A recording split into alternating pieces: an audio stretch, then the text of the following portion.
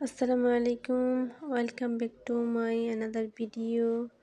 আবার চলে এলাম আপনাদের মাঝে নতুন একটি ভিডিও নিয়ে। আজকে আপনাদের মাঝে শেয়ার করব আমি মাছ বোনা রেসিপি। চলেন মূল প্রসেসে যাওয়া যাক। প্রথমে চুলায় একটা প্যান বসিয়ে তাতে পর্যাপ্ত পরিমাণ তেল দিয়ে পেঁয়াজ কুচি ও কাঁচামরিচ কুচি দিয়ে একটু ভেজে নেব। ভাজা হয়ে গেলে পর্যায়ে দিয়ে দিলাম একটু পানিটা দিয়ে দিলাম আমি।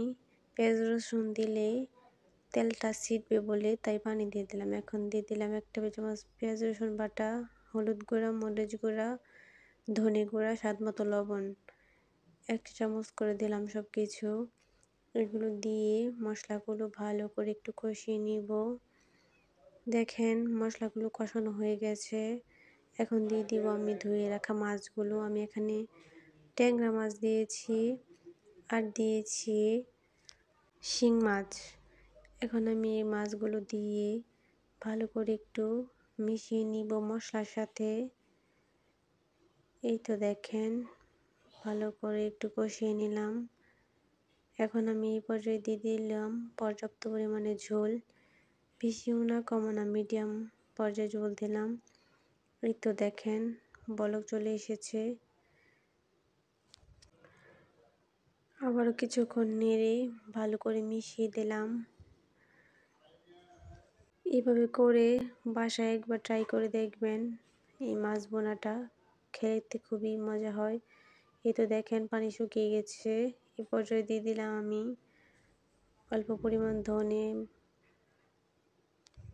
ধনে পাতা দিয়ে এখন আমি একটা প্লেটের মধ্যে উঠিয়ে নিব। আজকে ভিডিওটি কে কোথায় থেকে দেখছেন কমেন্ট করে জানাবেন। আর ভিডিওটি ভালো লাগলে লাইক, কমেন্ট, শেয়ার করে পাশে থাকবেন।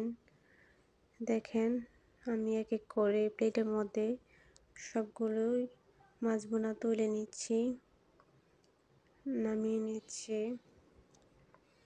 দেখেন দেখতে কত লোভনীয় লাগতেছে, মাশাআল্লাহ খেতেও খুব মজা হবে। গরম ভাতের সাথে এই মাছ বোনাটা খেতে খুবই ভালো লাগবে। সবার বাসায় এরকম করে একবার ট্রাই করে দেখবেন, খেতে খুবই সুস্বাদু হবে। তেলের পরিমাণটা হালকা একটু বাড়িয়ে দিবেন, তাহলেই খেতে খুব ভালো হবে। আমার তেলের পরিমাণটা আজকে একটু কম হয়ে গেছে, তার জন্য তেলটা বোধহয় বাসে নাই। এই তো নামিয়ে নিলাম আমি। দেখেন কি সুন্দর লাগতেছে। আজকে পর্যন্তই, আল্লাহ হাফেজ।